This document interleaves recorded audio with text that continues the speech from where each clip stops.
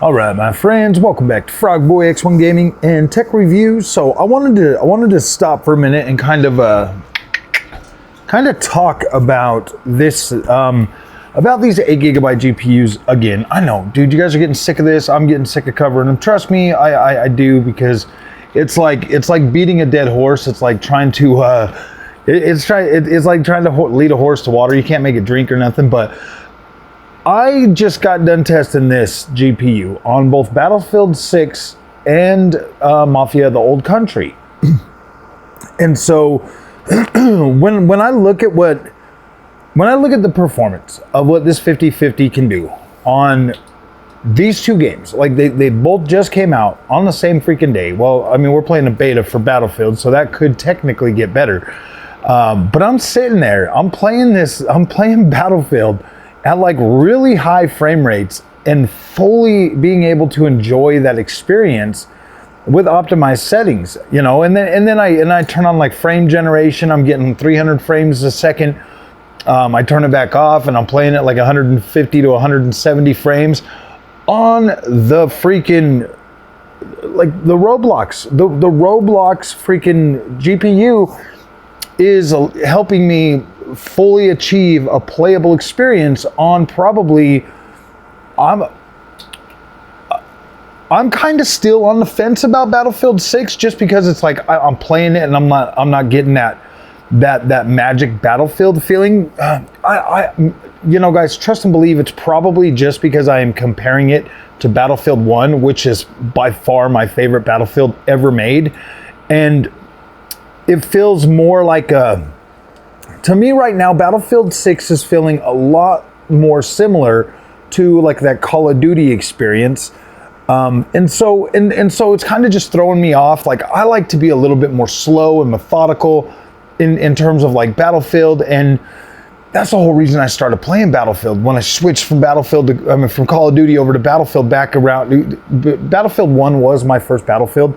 Well, it was my first Battlefield that I actually like got into and like really learned how to play and started playing that game. And like I had a whole squad of friends and stuff, and we played that all the time.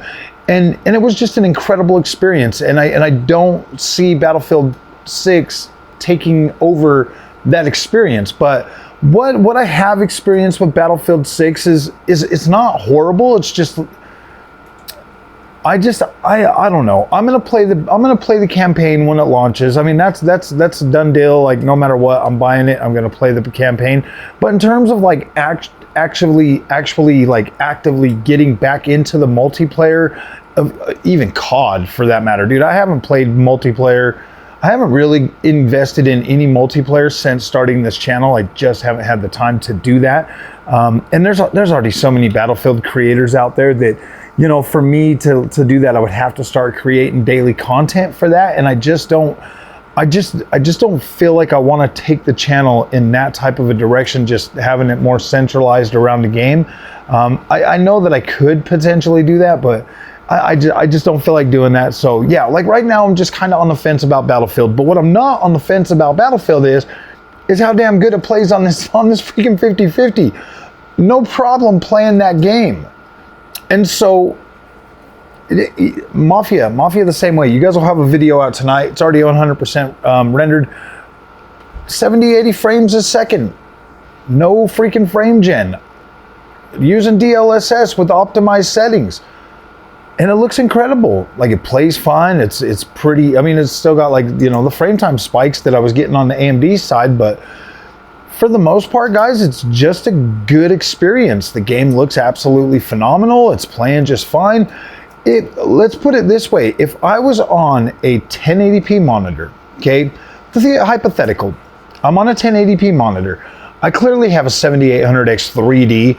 I don't think most people are going to be matching this GPU with a 7800X 3D, even though it would be in their best interest to do something like that.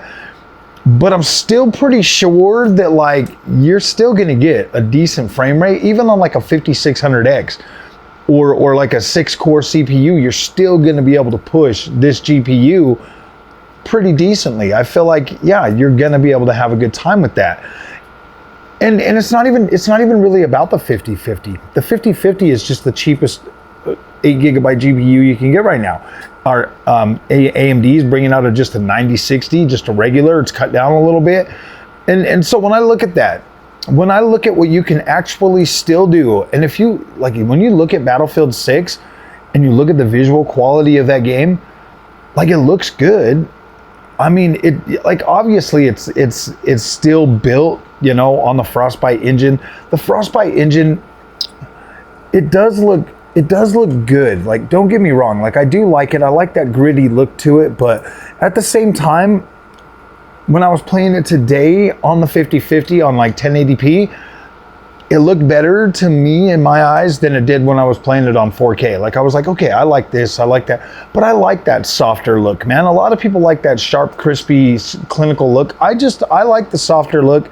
I feel like it looks more natural. But, you know, if you start looking at like a 9060, the 9068 8GB, you know, 9060 XT 8GB, you look at like a 5060, you look at like a 5060 Ti 8GB. Look, guys, this is PC gaming.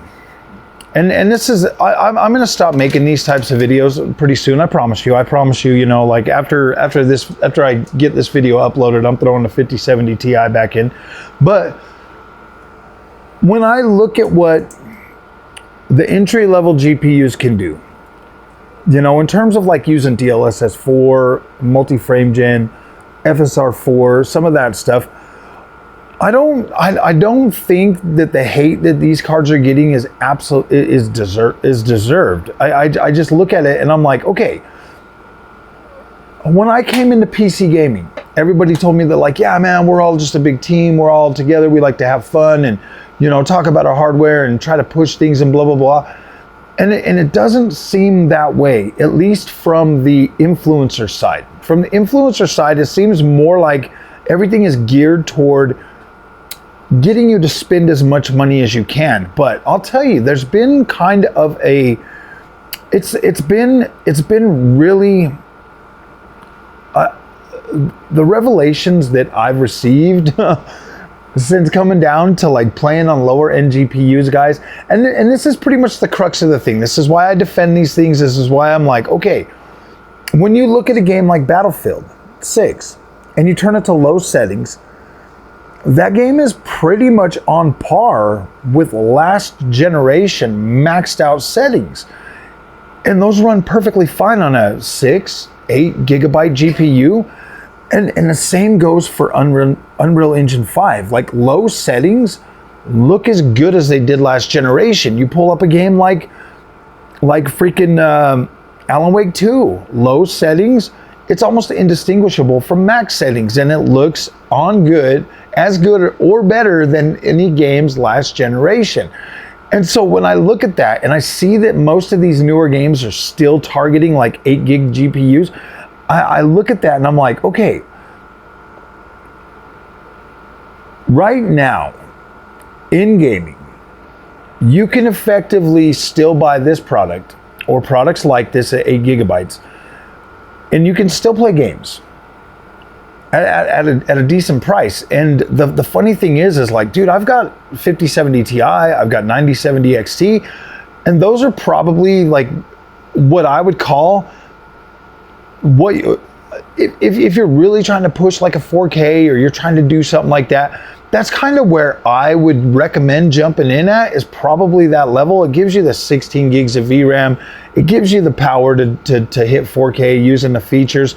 We all know, like right now, the FSR 4, DLSS 4 look good enough to give you a good 4K experience. You turn on frame generation on a controller, you get an incredible experience. Like, it is fun to play around. Like, you're not getting a horrible experience playing around on these games with frame generation, especially now that frame generation is being done with machine learning.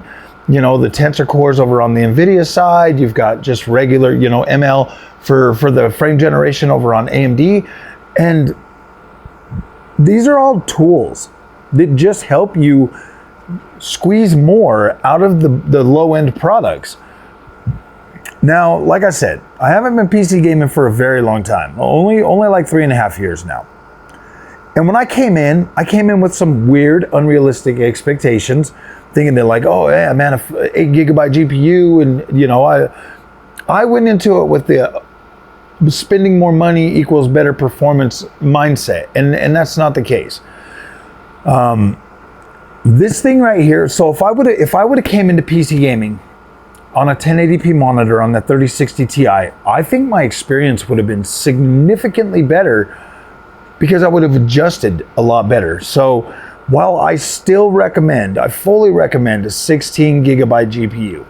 I just do. Okay, I just feel like you'll be a lot happier, and I feel like with a 16GB GPU, you've got that longevity that you're looking for, that everybody keeps telling me the PC gamers buy for longevity, which I don't think most of them are like that. I think that most of them just want the newest and greatest. I do, but they also want a reasonable price for that. And I don't know, guys. Like I don't see 8GB as bad because I'm willing to make some sacrifices in settings.